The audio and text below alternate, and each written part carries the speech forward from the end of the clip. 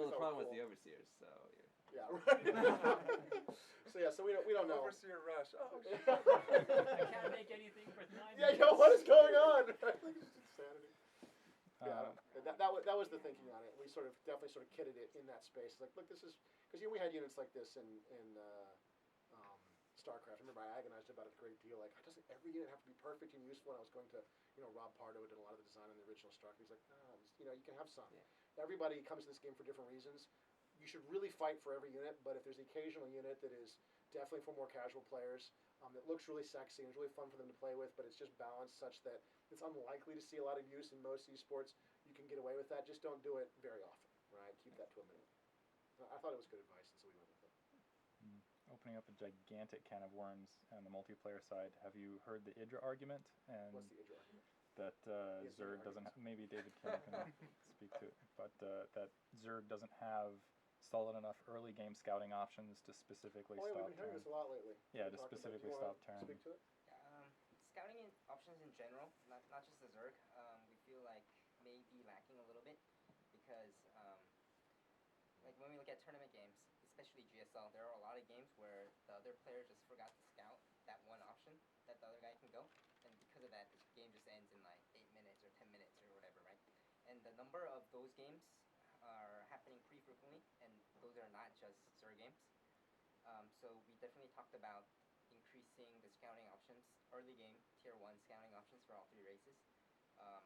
But on the flip side, we do want to see them a certain percentage of the time, right? Like, we don't want to see them, we don't want to see normal games all the time, right?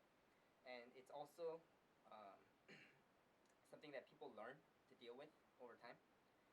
People learn to deal with 5 different things, maybe 5 months into the game. Like 5 months ago, not everyone could deal with a lot of the stuff that they can deal with right now. Yeah. So time is another factor that can solve that. So we're definitely looking into just waiting out and seeing what's going to happen with the metagame. And if it does turn out too much, then in the heart of the storm, we will address. Yeah, make some change. Yeah. Have you guys figured out where the line is on that? Because there is a certain degree where, at least in Brood War, you could cheese, and yes, it was detrimental sometimes for scouting, but at some point, there has to be that poker element where you have a hand that the other player can't see. Do you guys have you guys figured out that line yet, or are you still feeling it out? Well, there is a spreadsheet. We thought we were in pretty good shape, right? We're hearing arguments maybe that we're not, right? Okay. So we'll have to sort of evaluate going forward whether we've crossed the line one way or the other. It's not much more. I mean, if we go too far, you're absolutely right. Then they just know all the time. You might as well have show map on in every game, and then it's like, nah, that totally removes that element. So it's a fine line. Do you guys have favorite pro players? I have a current favorite pro player? ST for me, not because of his recent victory, but because of the rush with the Overlord creep and Spinecrawler attack, which I was watching. I mean, we talked about that strategy almost more than a year ago, that this could be something that Zerg could do, and then we never did it, right? Like, we just said, oh, that could happen. It's not gonna happen, right? And then he was doing it, and I'm watching him, like, I'm listening to Tasteless and Artosis talk about it, and like, what is he doing? And I'm like, what the hell is he doing? And like, he seems insane. I'm like, he is insane. What is he doing? I have no idea. Which is weird, because we worked on the game, I knew it was in there, I had planned it to be in there, and I still completely forgot watching him that he was doing this, and then watching them beat away, and I'm just laughing my butt off. He won with Hydralisks all of his games, too. So. Yeah, well, it was great at that moment. It was just glorious to see him do that. So, different seasons for me, I have, sort of different favorite players for the season, but currently in ST, it was absolutely fantastic. Just honestly because of that one moment. Yeah, which I guess is maybe not enough to have a favorite player. That was for definitely an amazing moment. Hilarious. We'll comment. About you guys, I like July. July is fun. He's a machine. He's super aggressive and just crazy nuts. the recent game 9 of the GSTL finals that just happened recently with, and I'm gonna screw his name up, but he was the Zerg player who I thought was Code A, and was kind of an unknown that came in and was giving the Terran player the last game, yeah, that was like Dong Ragu? Yes, yeah. and he was like surprisingly amazing. Yeah. Out of nowhere. Yeah, which is cool. For me, there's no particularly favorite player, but a cool experience. Yeah, it was BlizzCon last year with Slayer's Boxer playing Fruit Dealer. Oh, that was like so fun. Just amazing, just sitting in there in the audience, in the audience, watching the games, having everybody kind of crowd around, seeing it. You got WoW people have never seen Star 2 at all, just going like, I don't know what this is, but it's amazing, Awesome. And afterwards and really seeing how this guy really is a rock star right here, you know. And then it's like, excuse me, can I get up to this Slayers boxer and shake his hand? And somehow that was surreal and cool. So. I think Indra for his good manners. And Rain for his being recorded, right? Rain for his diversity of play. Is usually my two favorite players. Solid SCV control. You didn't answer, David. I don't think you can otherwise. Then I am my favorite. Yeah, I don't know if he's allowed to answer I this. am my Yeah. favorite. I think everyone picked Korean players, so like I have to pick someone outside Yeah, of actually. No, I think the one that I was loving back in the day when it was just kind of coming up, although he didn't get as far as I was thinking he was, the little one. Yeah. He was so creative and he's interesting. so I was like, crazy. oh man, it was just doing just Yeah. really zany things that nobody was thinking of at the time. I have no You see idea how all to these do weird mixing. I got 2 Marines, a Marauder, a Hellion, and a Raven, and I'm going. And I'm like, Well, what is that? That's like, and then all this stuff would happen. I'm like, oh my god, he won, right? Like, absolutely fun. He's still out there. He actually just did a 24-hour Oh, nice. charity drive. Nice. Oh, really? Wait, Yeah, for the for Doctors Without Borders. Oh, cool. Wow. I've heard about that actually this Yeah. morning. We did 24 hours. So is this like a stream cast? Yeah. Playing for 24 Oh, wow. hours? Crazy. Oh my god. I should That is watch that, dedicated. actually. That That'd is be fun. really cool. I'd see that. I don't know if I'm gonna stay up. Not 24 hours, but I'll watch some of it, right? Cool. And one last question, I guess, for me, if no one's got anything. How do you guys feel about people like Day 9 and the likes who just teach StarCraft to people like that? Awesome. Absolutely fantastic. Day 9's amazing. Like, he does really great work. I mean, we're continually blown away by the passion of our community. You know, it's just sort of, it's so fun to be able to work on this. And I don't know what I'm going to see when I come in. I'm going to get, a link from Alan. Who knows what it is, right? Like, it's just so exciting to see what Seriously, I gotta the community admit that I'm like addicted. You know, we've worked on this game for so long, and you figure after we're Oh, done, Scott. you'd be tired of it, and you wouldn't really want to see it anymore. But I go home, and all I do is I start watching streams of players, and I listen to the guys talk about it on the podcast or whatever, and it's amazing the fans, just how into it they are, and how it's like fun to watch. It's not like I'm watching just, I gotta keep up to date on what's going on in the StarCraft world. I actually enjoy it. Yeah. I really enjoy watching these streams and watching these guys play.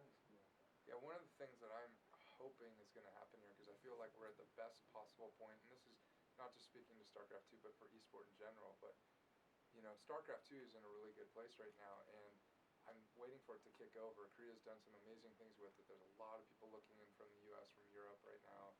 Hopefully China's going to jump into that as well, but kind of to see the next tier hit in esport, and I'm really waiting for it to kick up the university level, to see something like USC versus UCLA or something. Have Have you taken a look at the Oh, it's starting to happen. You taking a look at Collegiate CSL. StarCraft League? Yeah, StarCraft. no, I've talked to I- some of those people, and they're doing some really cool It's stuff. just getting it out there.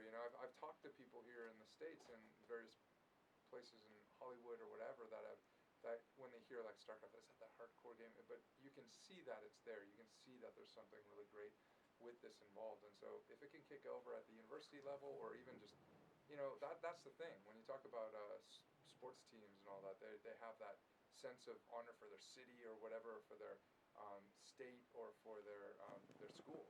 And getting something like that, I think, would kick this really over. Yeah, what really helps in esports is you have some connection to the players that you're watching, right? Some sense of who these people are and why you should care even a little bit more about one over the other. And so for those of us who are watching esport, we often have a history with these players, and so we have a favorite. Fruit Dealer, because he won that championship when everyone said Zerg sucked and couldn't win.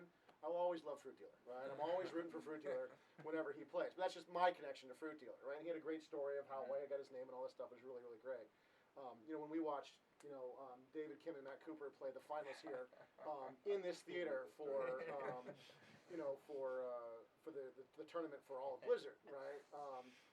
Everybody had a connection, right? Everybody knew who they were rooting for because David Kim is evil and Matt Cooper is good, and everybody knew what they were rooting for. And so I mean, the theater was going out of its mind. Like everybody was screaming their lungs out. I was, Robert and I were shoutcasting. At one point, I was just just screaming. I wasn't even talking anymore. I was doing this, and the whole theater was just screaming out of their minds. And it was so fun because we had a connection to these people. We knew who they were. We knew their personalities. We knew who we were rooting for fundamentally. So I think Chris brings up the college stuff. A lot of people have a connection to a school. They know which school. You get they it want. immediately. Yeah. You'll eventually establish the player level connection that right. Dustin's talking about. But right off the bat, I can say, 49ers are playing the Ravens, and I'm from San Francisco, so So, I'm going to say that I like the Niners for now until I get it and go, the quarterback's awesome, whatever. So if it feels like it's right there. It feels like, it's so cool the stuff we're seeing so here. close. That's so close. It's just, can we kick it over? So collegiate, I think the collegiate leagues have been around for a while. It's sort of getting them out there. Like GSL has a lot of that. Getting them up there. We're all seeing them, getting the streams where they're all available, and just getting the knowledge out that everybody's, it's out. We need to get the pro gamers to just go to various universities and say, I'm enlisting at USC. Why are you doing that? We've invited you on a scholarship. The StarCraft scholarship. Absolutely. StarCraft I don't know. It should. Yeah. Works for UCSD. It's not. It should.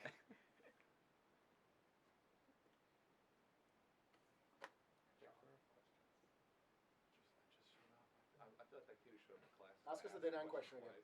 All right, so I guess I would like to ask the question that's probably been asked already, which is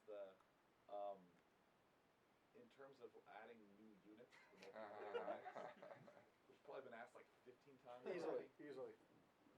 Am I allowed to speak to the professor after class? You can ask anything you want. It's fine. Yeah, I mean, how does that approach work in terms of adding new units to the mix? It's pretty challenging for us just because we want to make sure that it all still works. It's still a very tight, very clean multiplayer experience.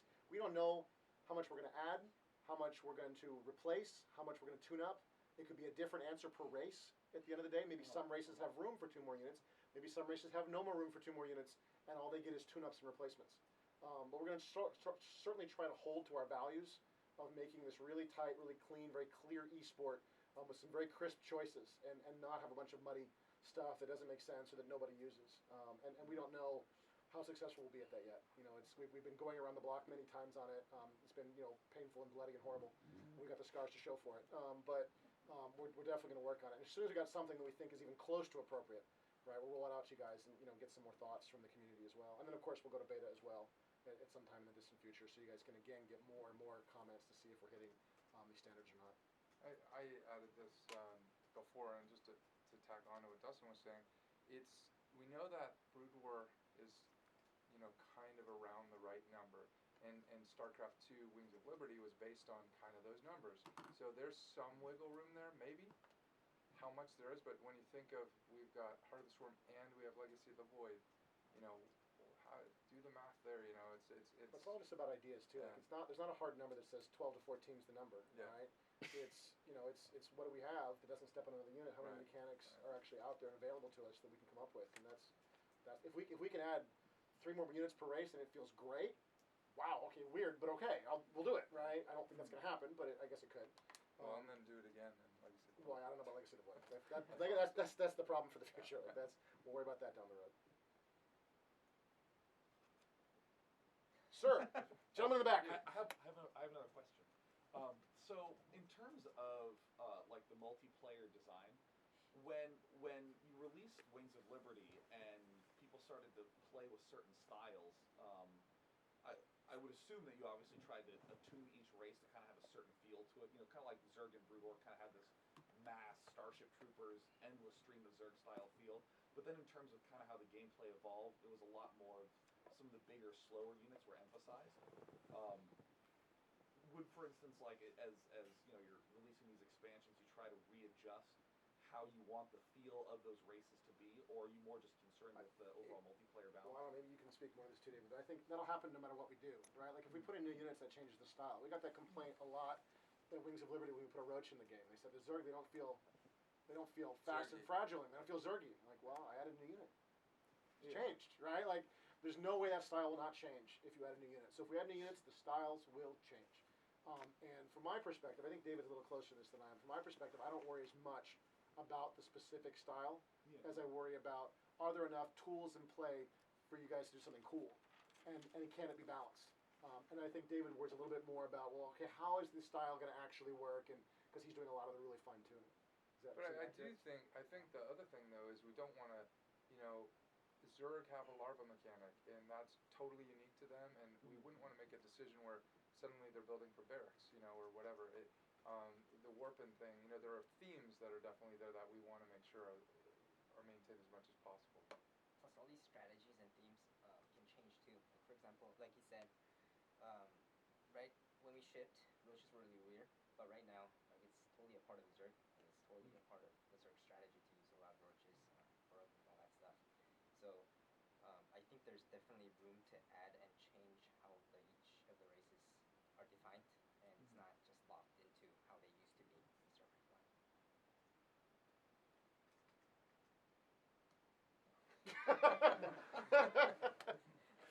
Required to ask 3 questions. There's no test.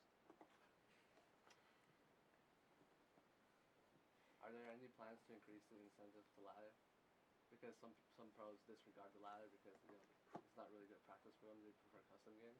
Like say last year BlizzCon qualifiers were based on ladder somewhat, and it was a little bit hectic, and some people didn't really get the message out to ladder in time. Are there any plans to Well, we're seeing a lot of pros on the ladder. There's a lot of pros. It's strangely, as much as they complain about it, they Yeah. actually kind of still do it. Like, look at the GM, the Grandmaster ladder. They're all pros on it. There's something like Kikaki, Idra, Select, and all the names we know. Yeah. At the very top of So the Grandmaster. we hear that that feedback, and yet at the same time we also see them playing a lot. So we're not really sure yet which way the wind's blowing on that. But I'll say along that same lines, there's even some other leagues outside of just our own stuff where they're saying they're looking at the ladder.